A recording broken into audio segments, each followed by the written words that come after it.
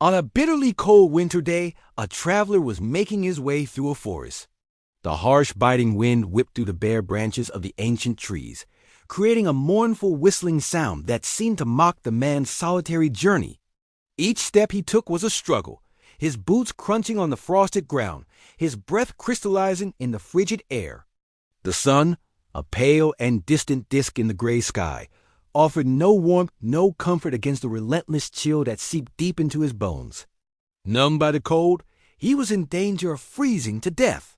His limbs felt heavy and unresponsive. His fingers and toes ached with a painful numbness, and a profound weariness began to settle over him, tempting him to simply lie down in the snow and surrender to the encroaching deadly sleep.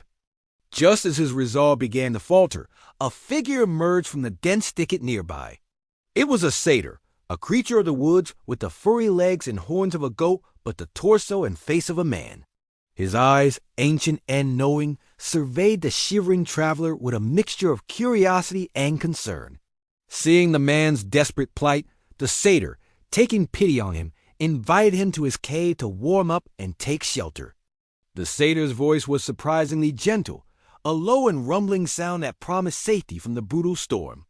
The traveler, barely able to speak through his chattering teeth, nodded his grateful acceptance, his last reserves of strength focused on following his unlikely rescuer. As they walked to the satyr's home, the path winding deeper into the heart of the silent, snow-laden woods, the traveler raised his hands to his mouth and blew on them. He cupped his stiff, blue-tinged fingers together, creating a small chamber, and exhaled a long, slow stream of warm air onto them, a desperate attempt to restore some semblance of feeling. The satyr, who had not seen much of the world beyond his sylvan domain, observed this action with great interest, his head tilted to one side. His life was one of instinct and natural adaptation. The peculiar habits of human beings were a source of endless fascination. He was curious and asked the man why he did that. "My good man," the satyr inquired, his voice echoing slightly in the frosty air, "what purpose does that strange ritual serve? Why do you breathe upon your own hands in such a fashion?"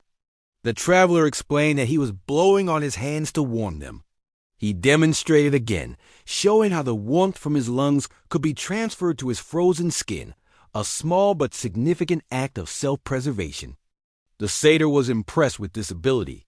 He marveled at the seemingly magical power the man possessed to generate warmth from his own body and direct it with such precision.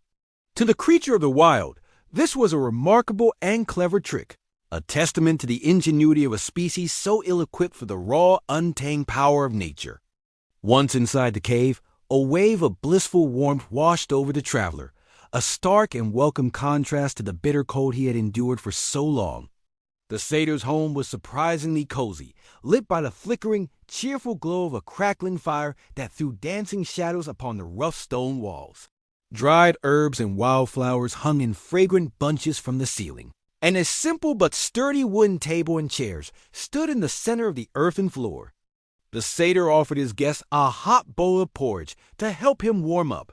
The thick, steaming gruel, served in a rustic wooden bowl, smelled of oats and honey and promised to chase away the last vestiges of the cold from the traveler's weary body.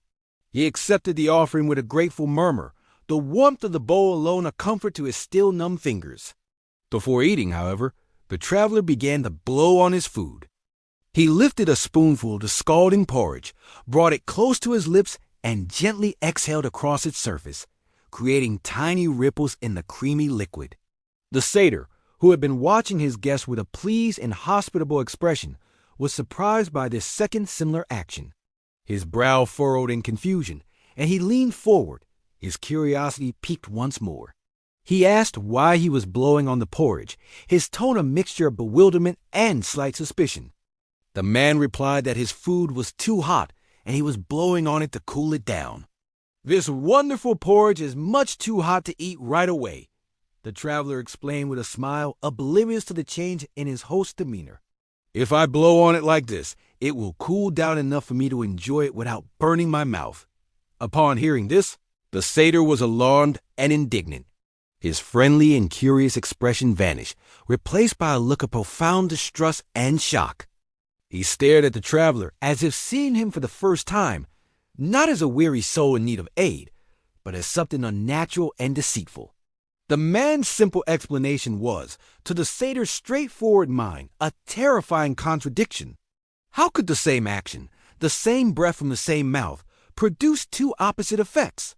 How could it bring forth warmth to combat the cold, and then, moments later, summon a chill to vanquish the heat? This duality struck the creature of the woods as a form of profound dishonesty, a dangerous and unpredictable power that he could not comprehend or abide. He immediately showed the traveler the door, his gesture sharp and final. He stood up abruptly, his chair scraping loudly against the stone floor, and pointed a stern finger toward the cave's entrance, where the gray, cold light of the winter afternoon was beginning to fade. His voice, once gentle and welcoming, was now hard and unforgiving as he declared, "I will have nothing to do with a man who can blow hot and cold with the same breath."